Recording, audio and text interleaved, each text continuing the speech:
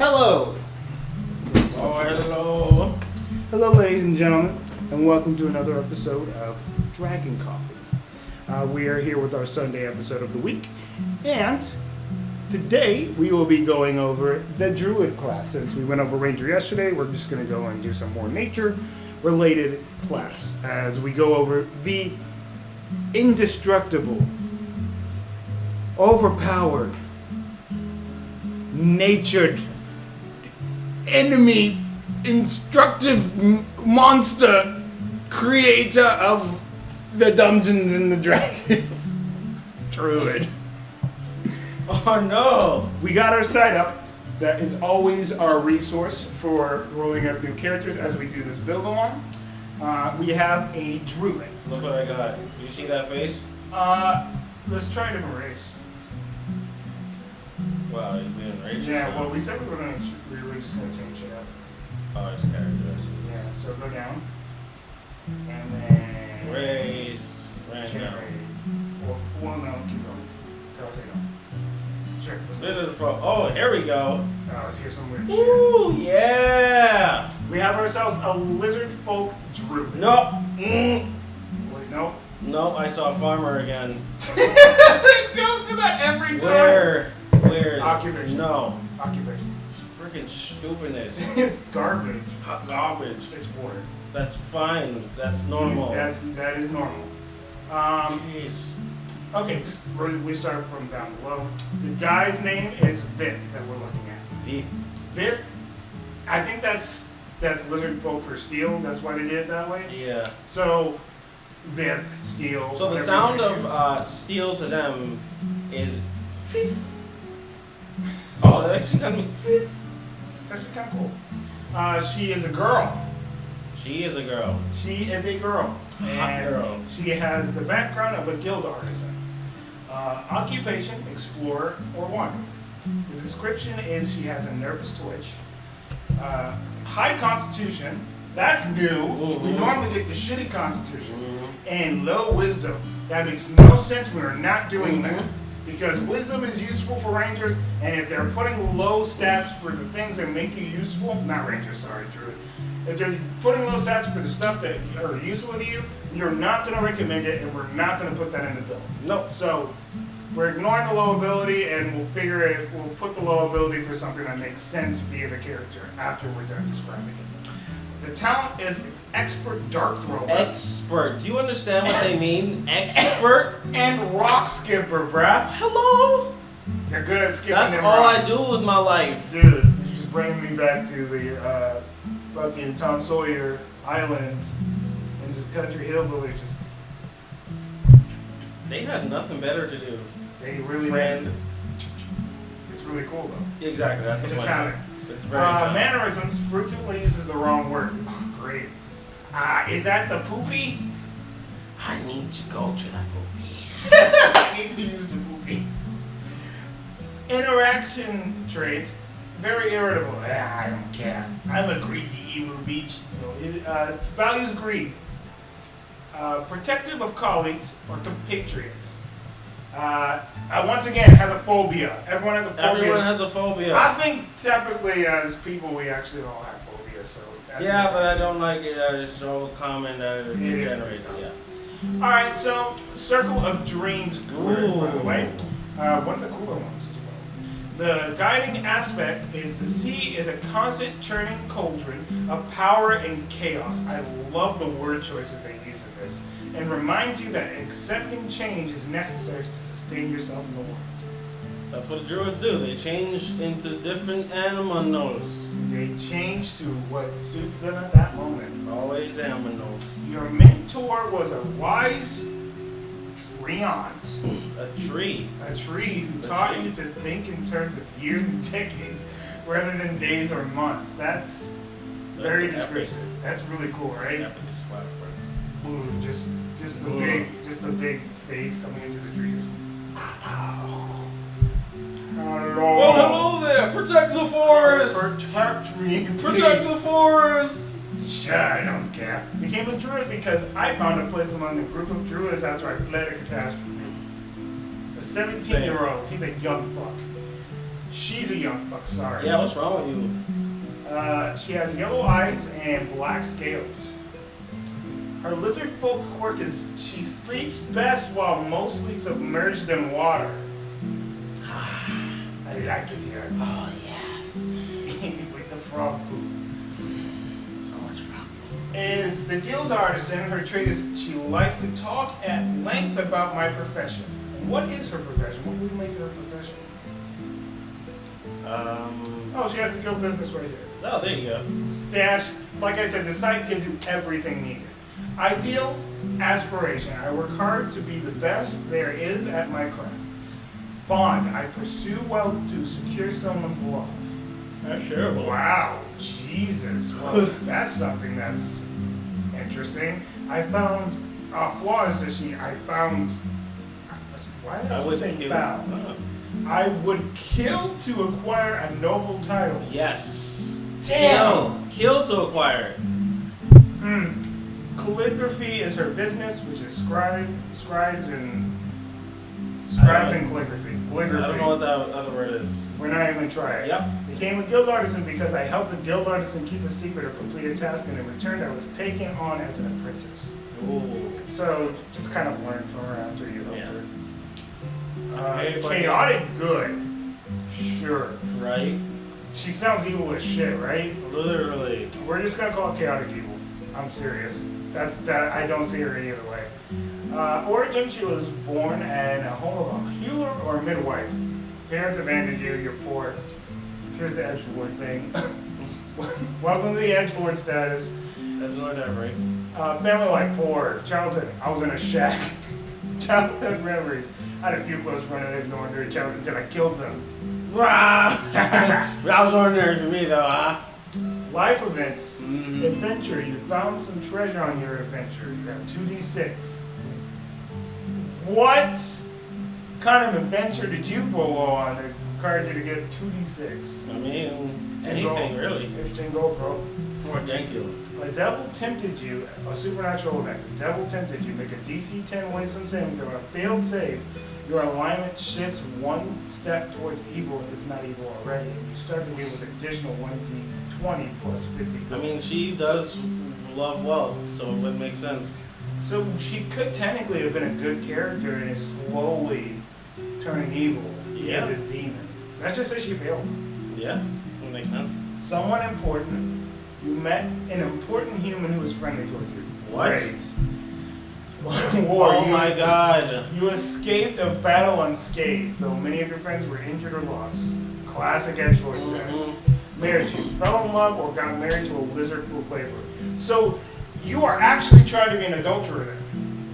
Because you're looking to find love from somebody that is richer than you. Yeah. Even though you're already married. Huh. A trinket. A white sequined glove sized for a human. So I'm thinking it's the human. That is who she's after. The important human who is friendly towards you. Exactly. And that is our druid for the moment. What a weird character! That's a fucked up. I love it. I love it, but I also don't like the edgelord status of it. It's so edgy. Aren't they all? But that's Dungeons and Dragons. That really is. So many characters are just edgy. Edgelord, cut my wrist. Ha ha ha. While our resident story weaver goes ahead and weaves a predetermined, not official story for And I'm going to Steel. say that this is hard to work with. Incredibly hard to work. So hard to work with.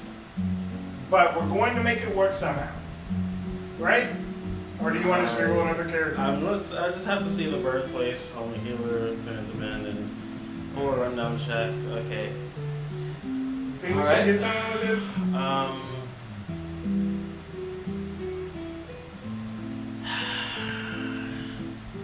Why is it that you always ask me this? I guess I will tell you from the beginning. Again. Of course, I was born. I don't remember where exactly.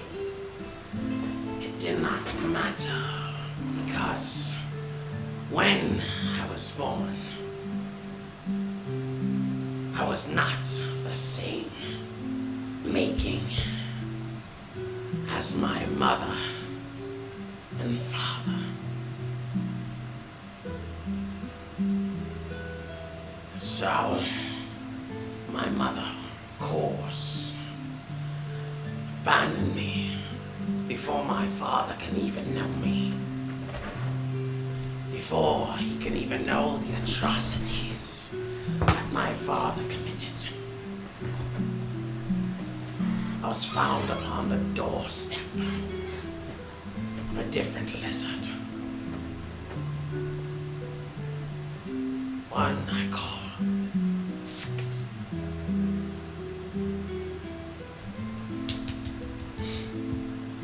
He would always be chopping meat.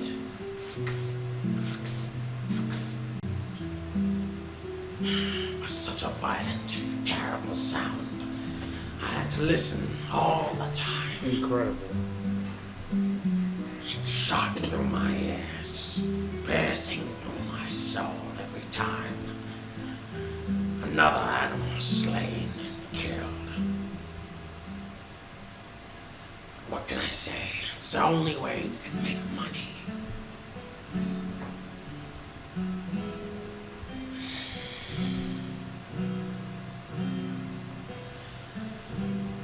My childhood didn't really feel like much of anything. It was boring, plain. The only thing I did for fun was skip rocks. And I would use my friend as target practice. We had a game called Hot Dot, where we hit the person square between the eyes won. Of course, no one would ever want to go against me.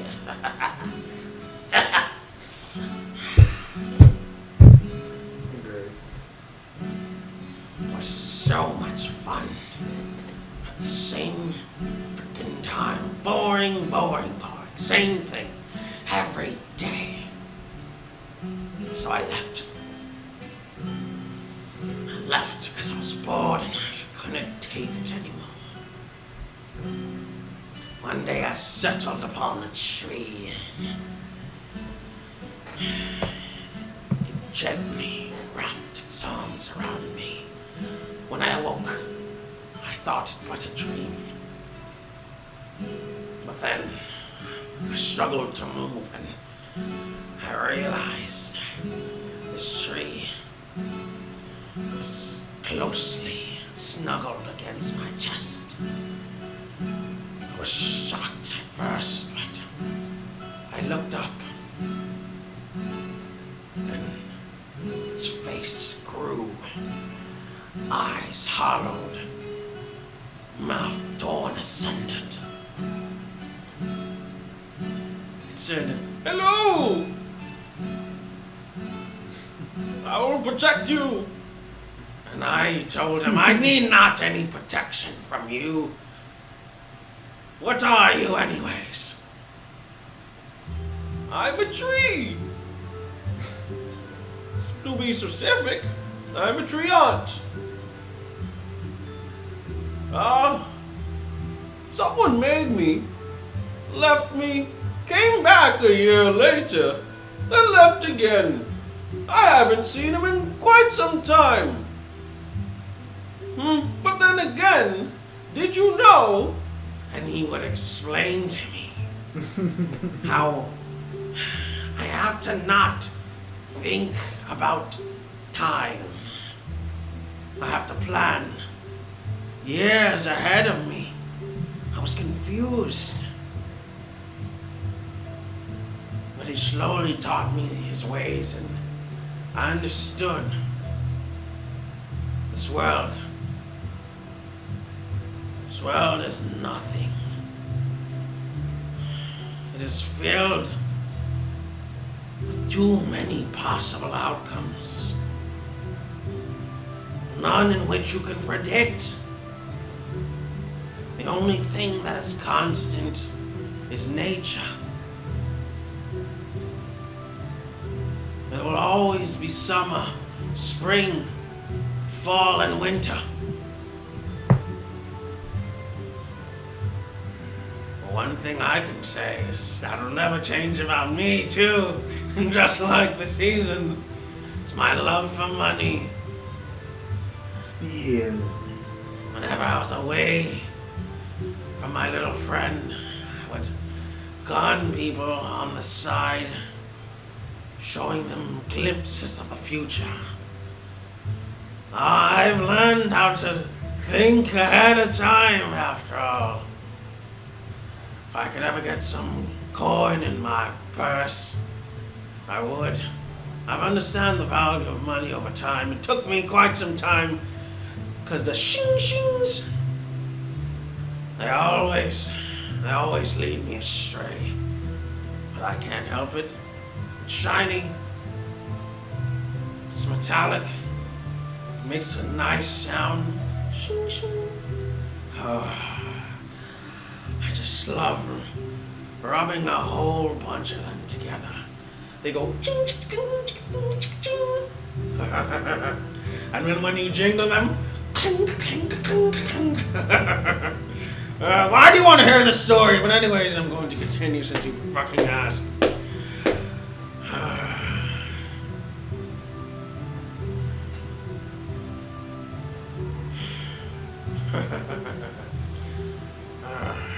Honey, who are you talking to? That's no one. You sure? I'm waiting for you. I know. Make it quick. A few years in my time, of course. I met you. Tall, dark, and handsome. Cool. When I saw you, my heart went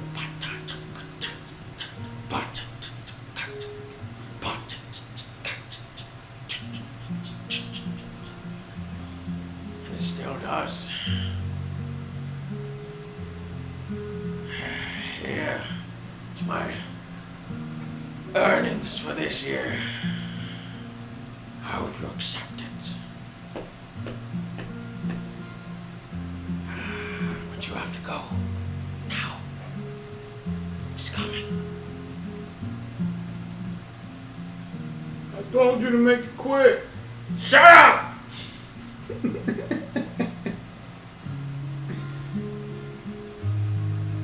And that's That's the best we got, man. I couldn't do it. I understand. I couldn't.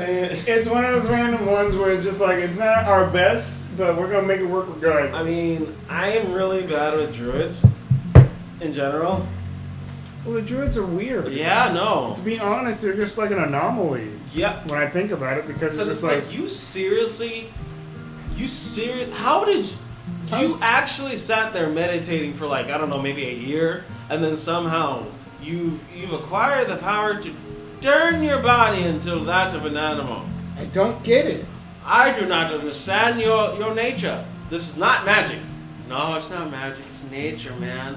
Nature allows you to do that. Yeah, man, it's within each and every one of us. You just gotta tap into that side of, yeah, man. Gotta stop thinking ones and zeros. You gotta start thinking cuatros, infinities, man. That's what it always is. That's what it always comes down to. I've already worked the stats out here I'll go ahead and get the beginning stats out for this character of what I can assume is the best option here. I feel like the best option for a druid is a tree. Be a tree, man. Be a tree. Be a tree. Go ahead. The stats that I have given her is she gets, as a lizard folk, she gets a +1 stat to wisdom. There's that.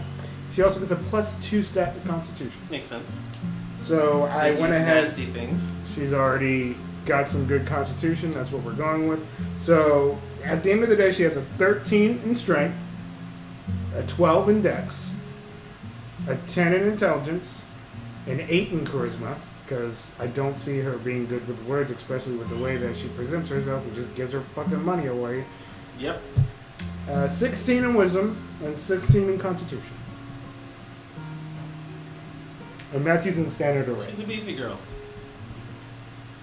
So let's talk about what makes Druids so interesting and so bizarre and so cool. Because it is one of the cooler classes. It's just one of those things where I never could wrap my head around it. No, not at all.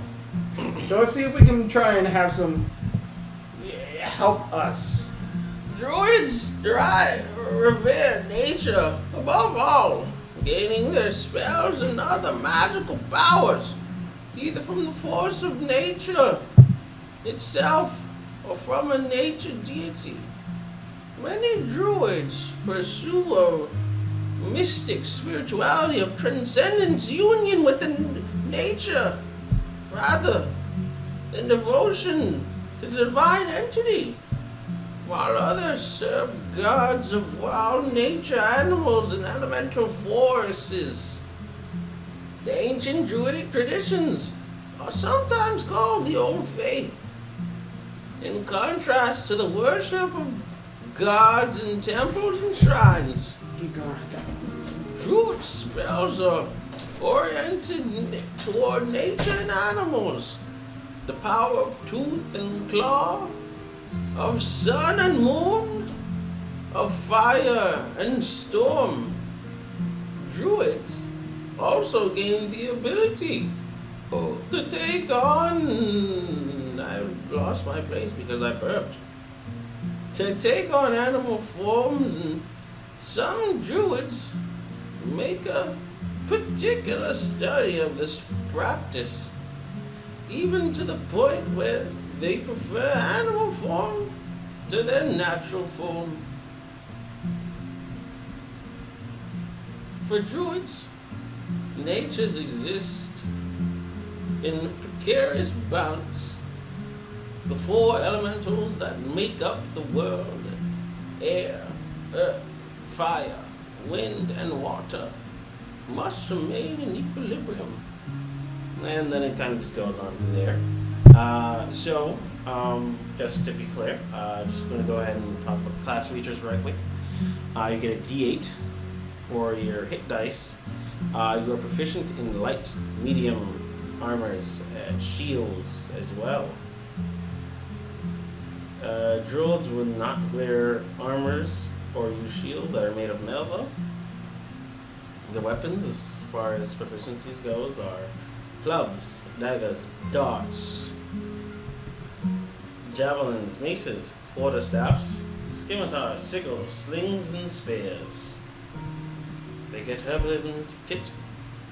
Their saving throws are intelligence and wisdom. They get to pick 2 skills from our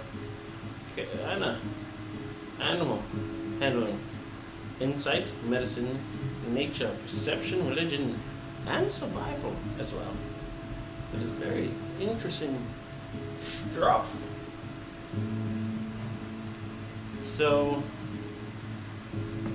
this is probably one of the most underwhelming things that I would have to say about Druids. Level 1, you know Druidic, the secret language of Druids. You can speak the language and use it to leave hidden messages.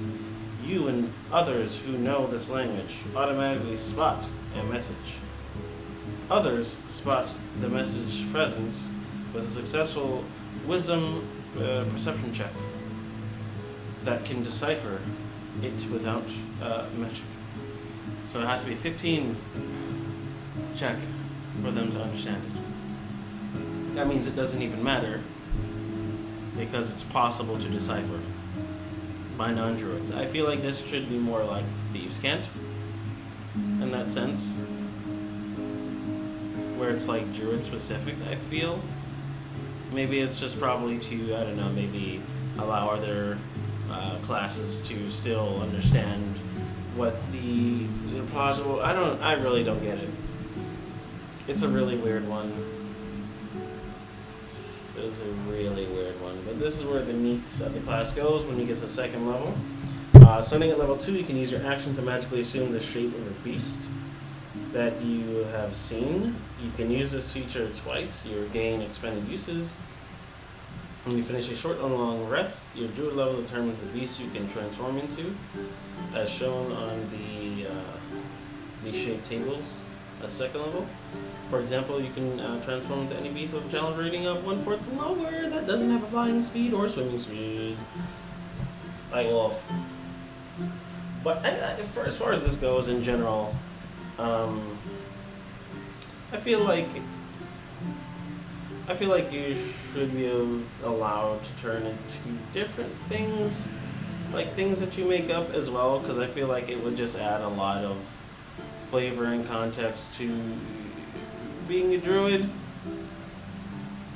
Maybe like a variation of an animal or something like that. I think it would just be cool. I think it would just be a really neat way to play a druid. And abnormal, of course. And, I don't know, maybe like you saw something from your nightmares. And seeing as how this is a dream druid as well, definitely seeing something from your nightmares would be an interesting thing to turn into. And maybe you don't know you turn into that one specifically. Interesting. Isn't it? And yeah, so there's like a wall of text though for beast shape. So basically, Where we at? wall shape. Wall shape? Yeah. So basically, once you wall shape, you are knocked unconscious if your HP drops to 0, but that is you assume the HP of whatever beast you took upon. So that's always good. And remember, you can't cast spells. While you're wall shaped, yeah. Yep. And literally, after that, you choose your subclass. But after that, the next thing you get is level 18. Yeah. As far as your core class goes. Yeah, because all 8th level does is improve your wall shape. Right? Yeah, I mean, but in general, I mean, all your stuff is from... Just your druid spells. Yeah, if you it's the same thing as like wizard, because that's how strong druid spells are. Because barely anybody else can do it. Wizards can only if they have access to it, and if the DM allows it, will you be able to cast druid spells. Other than that, literally most of the time when you're casting spells as a druid, it's literally unique to you and strong. These spells were made to be strong. The only thing that I would say shucketh is that you don't get to cast spells once you're in your form. Absolutely not. I agree with that. So it kind of just slightly defeats the purpose of having spells. But at the same time, it balances it out, because if you saw animals running around casting spells, they'd be You freak out. No, just be really strong. I mean, you get too. You basically get a sack of hit points to work with, and you can do that multiple times. I mean, once you get up to a higher levels, and if depending on what circle you go, you get to transform into elementals, which is cool. Yeah, Druids get to do some of the coolest shit, man. Yep. Like, literally, Dungeons and Dragons took all the effort that they could have put into Rangers and put it all in the Druid. Oh, yeah. So, timeless body! Yep. Your primal magic that you wield causes you to age more slowly. For every 10 years that passes, your body ages only 1 year. So you just become old. Timeless. Timeless, pretty much. Literally. It's kind of cool. It's kind of crazy to see how... It's more like one of those things where when the campaign is done and you get to revisit your character in some form, shape, or way. They'll still be there. Yep. Thousands of years later. which is crazy. It's so weird. Mm-hmm. So weird. You also get beast spells. Beginning at 18th level, you can cast many of your druid spells in any shape you assume using wild shape. That's what you can That's do. 18th level though. That's That's a if you long survive up until then. Right? Because you're still a spellcaster, and druids don't have that much health at Mm-hmm. all. Archdruid is your 20th level ability, and your master ability, according to Dungeons and Dragons. You can basically be an animal 24/7. Literally, you gain this benefit in both your primal shape and your beast shape from wild shape. But one thing you gotta remember is once your HP pool is cut down to 0, all the remaining damage goes back to your druid, yourself, your body. So that's the definite caveat to just being a druid in general. So watch out for that. And I Just believe walk around. Dream is custom, correct? I don't think that's, that's not in the handbook, I believe. I don't think so. I don't think so. I will Google, because it might be another kind. I think it is, actually, to be honest. Let me look. Well, they do have it pulled up on Wiki.dot. At second level, you get Balm of the Summer Court. You become imbued with the blessings of the Summer Court. You are a fount of energy that offers respite from injuries. You have a pool of Fey energy represented by a number of D6s equal to your Druid level. As a bonus action, you can choose an ally you can see within 10 feet of you and spend a number of those dice equal to half your Druid level or less. Roll the spit dice and add them together. The target regains a number of hit points equal to the total. The target also gains 1 temporary hit points per die spent. You regain the expended die when you finish a long rest. So it's like a heal. Essentially, it's like a weird healing pool. 120 feet's pretty epic. No, that's a very long range. Yeah, no, for healing, that's freaking amazing. Right? And you get that at second level. It's literally like you just throw a dart really far because you're an expert at it and you hit them, and when it hits them, they just get all this HP back. Whoa. I mean, like, this character's good with darts. So. Dart expert, bro. I mean, also, too, it's interesting. Druids are proficient in darts. Isn't that monks? They are proficient in darts, too. Druids. Random. Yeah.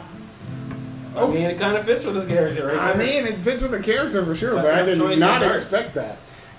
At 6th level, you get Hearth of the Moonlight and Shadow. Home can be wherever you are.